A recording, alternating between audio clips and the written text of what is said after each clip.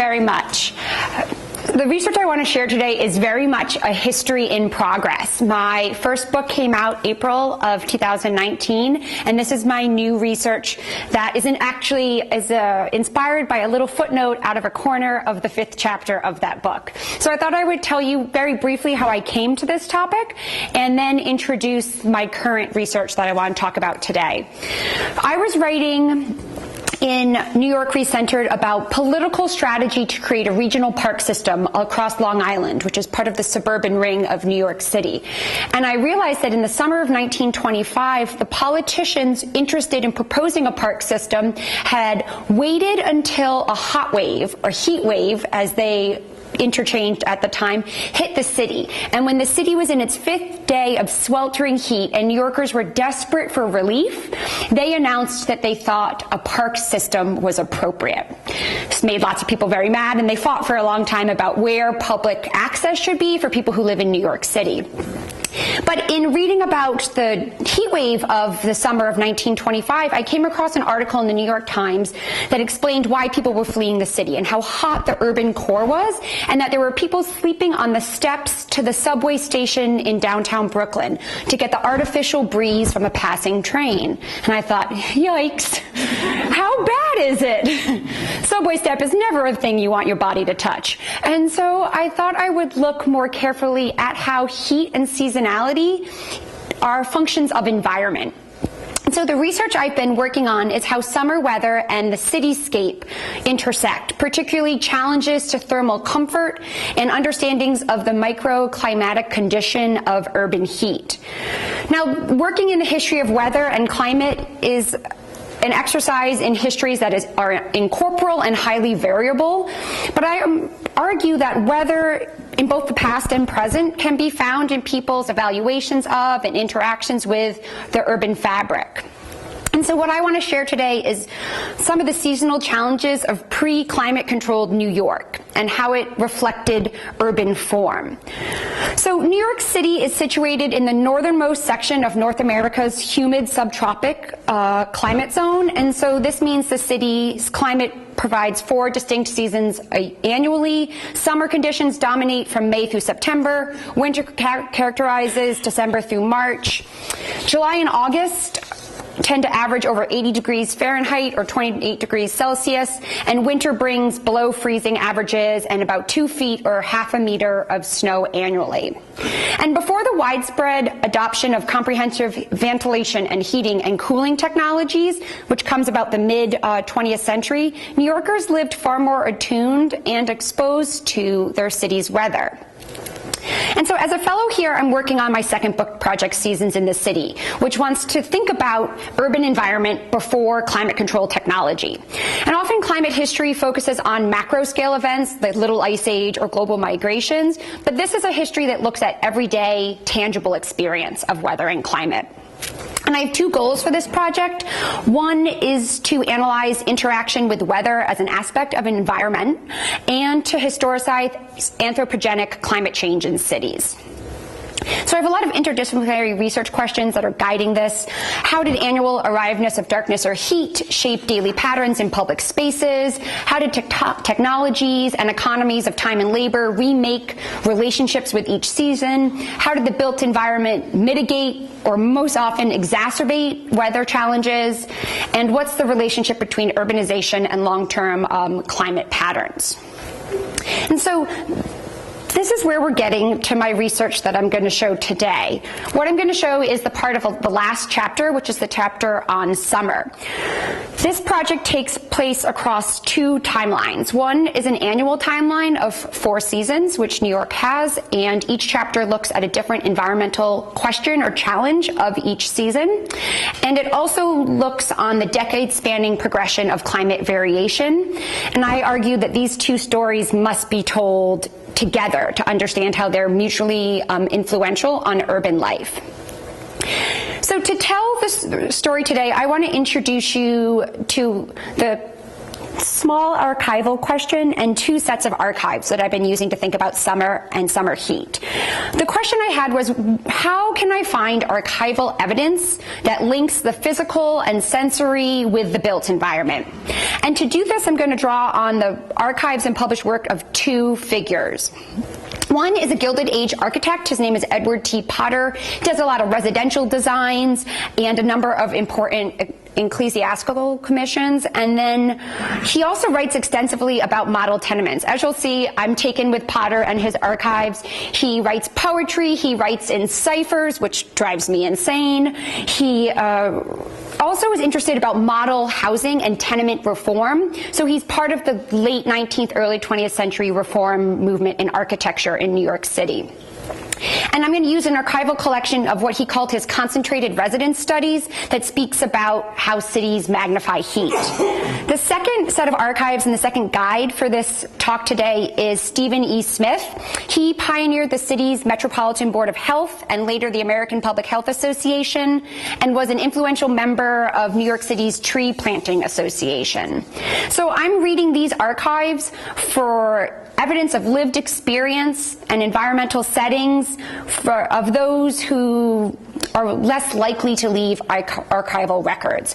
I'm focusing particularly on the places that were the densest and, not coincidentally, the poorest of New York. So thinking about greater New York, I'm focusing on, in this book, I'm focusing right now on Manhattan Island, which is in the center here of the five-borough city, and its densest neighborhoods, which maintained its highest temperatures and its poorest residents. So I'm looking at what we today call the urban heat island.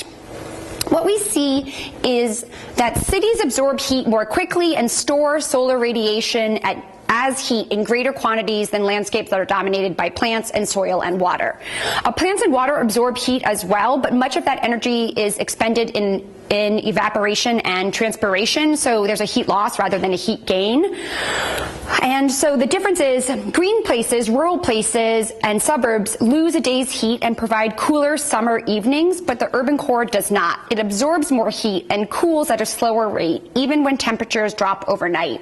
And in New York City, that can average from anywhere from 5 to 10, but up to 20 degrees difference in Fahrenheit between the summer in the suburbs or the country and in the city proper. And so urbanites were first introduced to this concept of what we call the urban heat island in the second decade of the 19th century in London, when a chemist and amateur meteorologist, Luke Howard, published the first report detailing the phenomenon. By the late 19th century, Manhattan is an exemplar of this effect.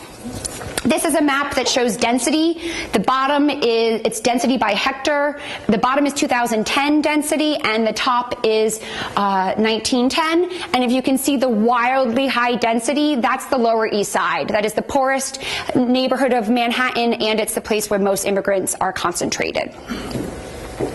And so by 1899, Stephen Smith declared it was, quote, a well-established fact that the temperature of large and densely populated towns is far higher than the surrounding country. And Smith identified in his discussion of urban heat a number of factors: the absence of vegetation, the drainage and dryness of the soil, the covering of the earth with stone and bricks and mortar and asphalt, the aggregation of population to surface area, the massing together of buildings, particularly those of stone and brick, materials which are prone to heat retention. And what he gets at is a pretty good summary of the phenomenon's components.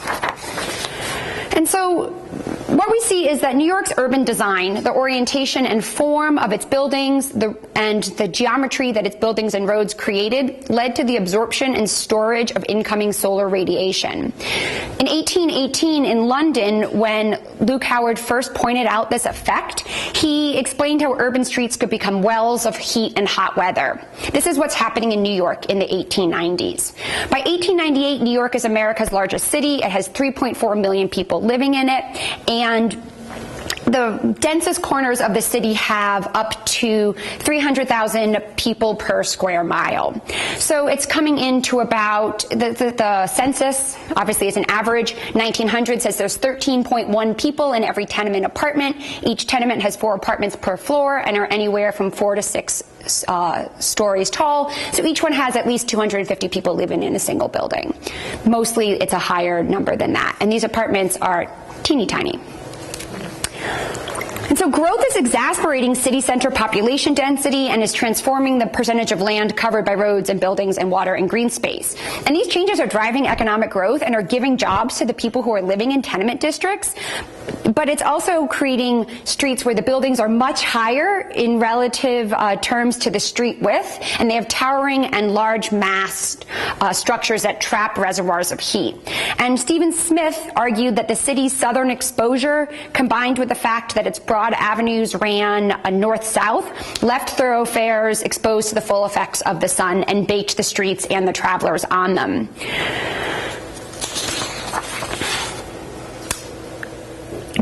And what I want to point out here is that this is not me looking back and saying there's urban heat island effect. The people I'm writing about and the people whose archives I'm looking at they don't have the same vocabulary as I do today, but they see these effects. During the heat wave of July of 1896, the New York Tribune, one of the city's main newspapers, reported that the Lower East Side heat was deflected by skyscrapers on either hand and reinforced by furnaces and boilers under the sidewalks. The paper's correctly adding that heat produced via energy production in workshops and manufacturing centers is adding to the urban heat effect. This effect is not a warm weather phenomenon. It can happen any time of the year, but it's greatest during dry, clear, low wind nights in summer and in fall. So what that means is that New York is annually absorbing and re-radiating heat during its longest period of its warmest weather. And Stephen Smith, one of my 2 guides through this archival material, said that these environmental challenges were to blame for the high death rates in the city's poorest neighborhoods. He led a 30-year campaign against summertime heat, and he identified 3 primary reasons that the heat made New Yorkers especially uncomfortable and unhealthy. 1, climatological, and 2, anthropogenic.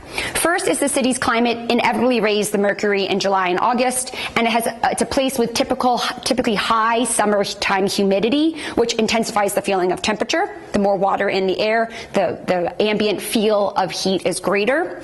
And then second, the structural conditions of the city and the enormous production of artificial heat in dwellings. And he said that this is getting worse every year. The more the city urbanizes, the larger the area that suffers. And so what he talks about, you can see these are etchings by John Sloan, who's a famous Ashcan School of Art painter. He's in New York City at the turn of the 20th century. There's a reaction against Impressionism and says that there is beauty in the everyday, not just in gardens and flowers. And so John Sloan is one of these artists of the Ashcan School of Art, part of the if you're interested in American art, 1913 Armory show, which kind of blows the top off American art. He's presenting there as well. And so he's very interested in the everyday and the beautiful in the quote-unquote Ashcan. So you can see here one of his images of rooftops in the summer in 1906. Helen Campbell is a reformer, and she writes about the experience. One may see on any summer night many a roof crowded with restless and uneasy tenants seeking relief from the sickening heat of their airless quarters. One climbs the stairs of any of these wretched tenement houses on a warm summer night. The whole population seems to have sought out the roof. What happens is evenings bring little relief, and so with the heat inside the tenement buildings, which I'll talk about in a moment, residents leave. They go to parks, they go to streets, they go to piers, they go to roofs, they go to fire escapes. But the city's coroner doesn't want New Yorkers on the roof, and the city coroner explains that there's a health threat of re-radiation of heat. He said the roofs of houses have been baking for a day, perhaps as in the present case in July of 1896, it's been baking for a week. Families go up to the tin roof or they try to sleep, and the heat is pouring up around them. The residue after the sun has finished his day's roasting. So even during the night, the heat is coming back out of the urban environment. But there's nothing better than the roof. Jacob Riis, the famous photographer and muckraker, explained that life indoors is well nigh unbearable, with cooking and sleeping and working all crowded into the small rooms together, and the tenement expands.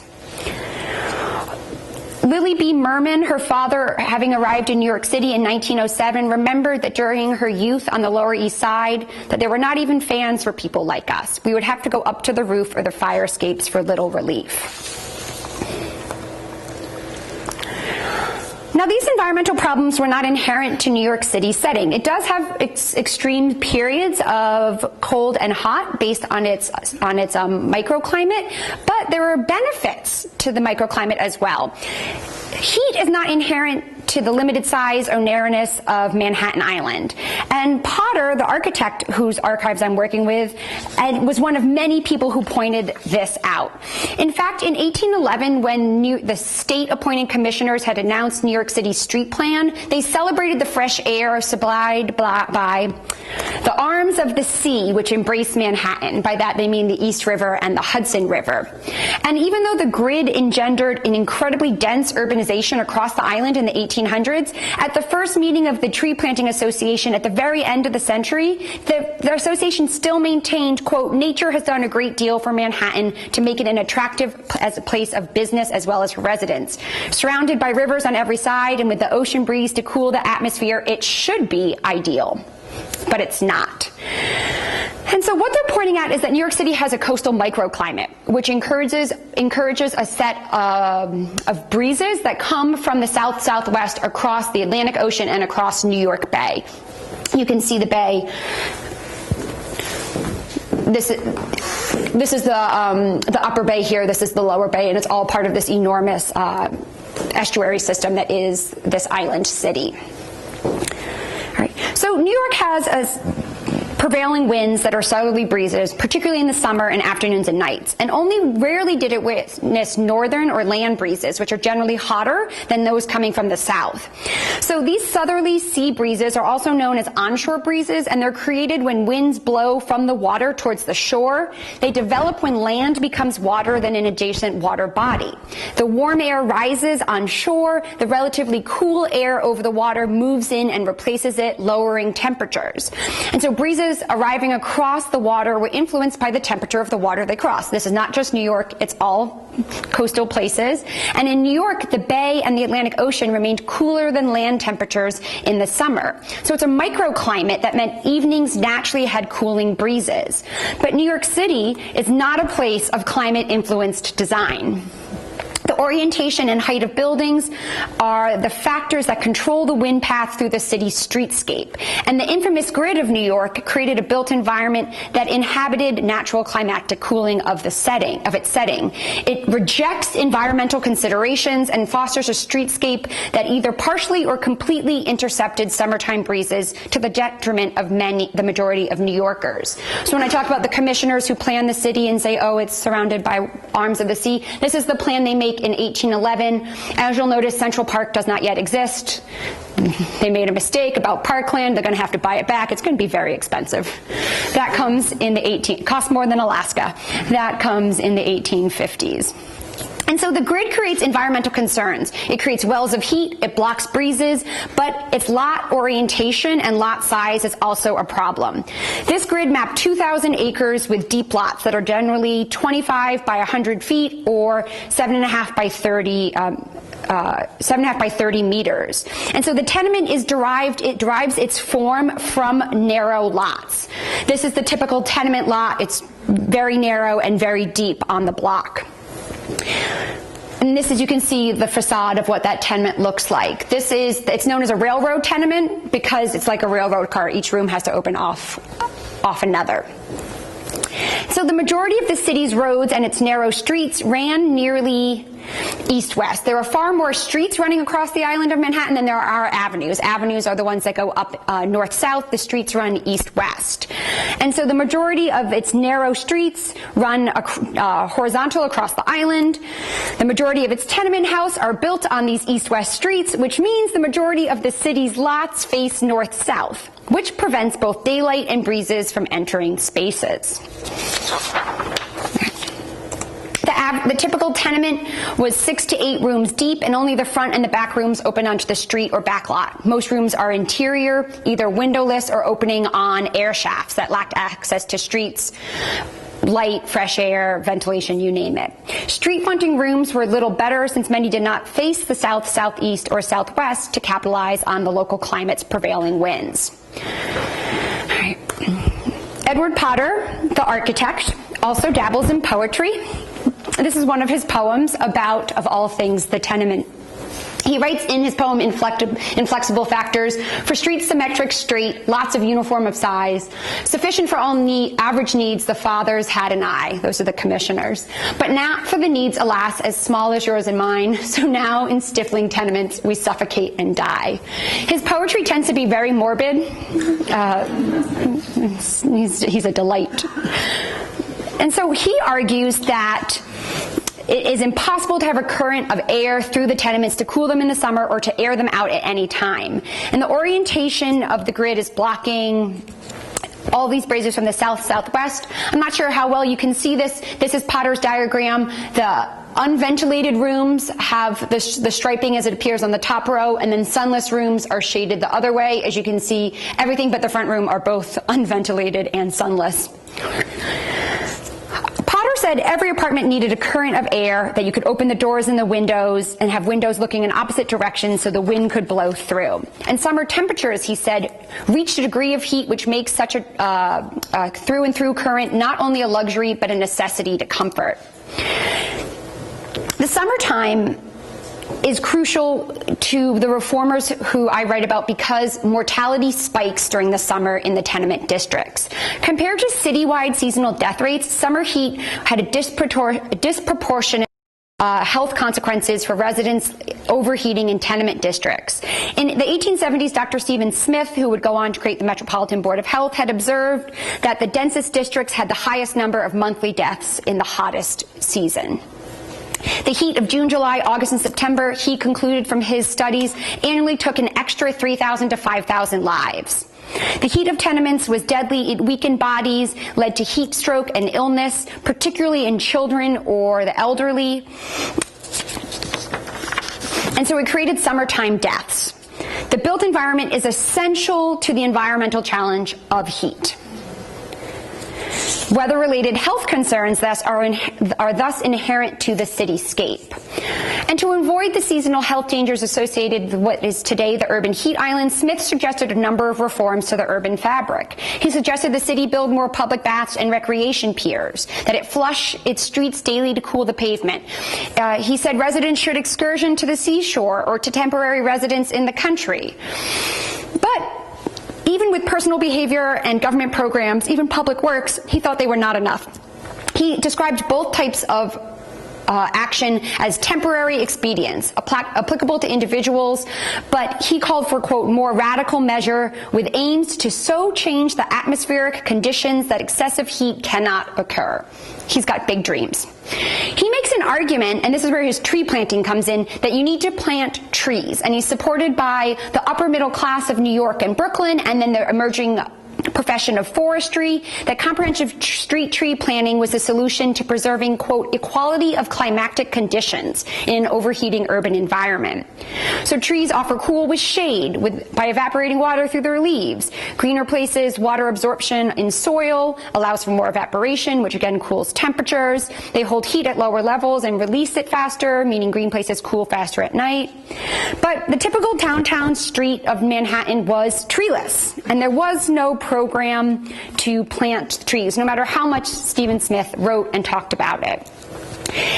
Smith deemed the 1902 law that is eventually passed as an essential sanitary measure, those are his words, to mitigate disastrous effects of summer heat upon children's life. But this law is a dead letter for more than a decade. The city's governing body, the Board of Estimate and Apportionment, allocates no funding, and there's very little the government can do without any funding. So Smith hopes to lay an arboreal cover across the city to mitigate heat, and that remains unplanted. Edward Potter, the architect, is also a reformer, and he says that the city's built environment needs to be altered to overcome weather-based environmental challenges.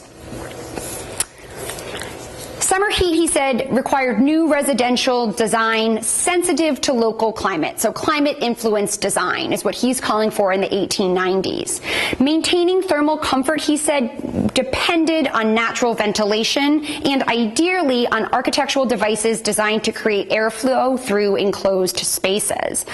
And so he creates a model tenement, and it includes ventilation shafts and room organization to ensure a current of air passing through all rooms, a rooftop play area with laundry and clothes hanging and bleaching spaces, garden space, and for children's recreation as well. He imagines in narrative form what it would be like to move through his model tenement. And he plans for small fan-shaped balconies built atop bay windows. You can see why I love Potter. Built atop bay windows where anyone could step off and cool off. So he's thinking about equity across age as well. It's one of my favorite things because he's concerned about Grandma. Grandma is old and Grandma cannot mount the stairs. Yet Grandma loves the fresh air and the soft sea breeze that comes whispering up from the southwest on summer evenings in New York. Is Grandma to be deprived of this pleasure? No. Grandma's sitting on the balcony downstairs, the balcony that opens out of our sitting room. Yes, it's very small, the balcony. There is room enough for Grandma and another old lady. There's just room for them and their 2 chairs. So Potter's thinking about structure and he's thinking about access to an environment that might be slightly better if you can get outdoors in the summer. But he doesn't stop with the model tenement. On an even larger structural scale, Potter argued that the city needed to shift its grid. He called for a 90-degree rotation of the city grid so that its streets opened south, not west, to take advantage of prevailing winds. And he said this was required if local climatic conditions were to be harnessed to ameliorate heat rather than to exacerbate it. He imagined that rotating city blocks, especially if buildings were rebuilt only 2 rooms deep rather than 6 to 8, that was typical, would be like creating, quote, islands and currents of air in a hot summer. Now, Potter's ideas earned recognition and praise in the 1890s from the Congress of Architects at Chicago in the New York Tenement Exhibition, which is a famous housing reform exhibition, and at the anthropological section of the 1893 Chicago Columbian Exposition, where he wins a medal judged by George Waring, who is the first professional street cleaner of New York City. And Waring gives him an award for his model tenement design, a reimagined cityscape, in Potter's words, of sunways and airways. But this requires far too great a rearranging of the urban fabric for practical application. And I see a pattern. Reformers are interested. They write enormous amounts of records, public and private, thinking about heat and fabric, but they're asking for changes in urban form that are not practical. New York City, it's not a spoiler to tell you, New York City has not been reorientated to maximize on ocean breezes. Those who are in the city are forced to live within its blocks and tenements and continue to sweat and suffer. And so as I move towards the conclusion of this presentation, I want to offer the overarching themes that I see in these 2 main archival collections. I'd like to hear feedback. Perhaps there are themes that I have not yet seen. And the first theme that appears in the archival record is the impact of urban form on the experience of weather as an expression of environment. The inflexibility of the streetscape in New York lacked climate-sensitive design and created environmental challenges. The same cityscape that housed residents and industries subjected workers and residents to higher temperatures with fewer accessible relief. The second I see is an awareness of anthropogenic effects on urbanites' experience of summer, that human choices are exacerbating normal climactic patterns. New Yorkers by the 1870s, 1880s, and definitely by the 1890s knew that they had built a city that created climate changes, particularly during the summer. The third thing I see emerging here is about maybe one of the most classic themes of environmental history, and that is that class and environmental inequality are welded together.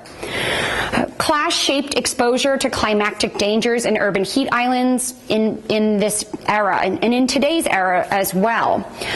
New Yorkers who were in crowded tenement districts suffered and died in heat waves, August 1896, 1936 as well, whereas better-off residents could afford to escape to cool resorts or purchase comfort via additional ice, or by the end of my project, the first mass-produced air conditioning appliances. And so anthropogenic climate change of the urban heat island evolves in New York just as humans invested in technology of centralized ventilation and air conditioning that often obscured the inequalities that the poor faced. And finally is the question of public and private, of where reform and where recognition of heat-related danger comes from. Reformers worked against the current in calls for large-scale and government or structural intervention. It was up to the private sphere, to individual choices. Smith and Potter detailed the way the lack of trees, the grid layout, lot layout, density, ignored and blocked the sea breezes of New York Bay. And they, like many others, recognized the urban heat phenomenon, but there was no feasible path forward with their suggestions. Heat mitigation that they suggested would require too far a reshaping of the city. And so addressing summer heat remained a personal, not a governmental or public challenge, and it was up to the individual to purchase extra ice, to visit a bathing pier, or to spend a night up on the roof. Thank you.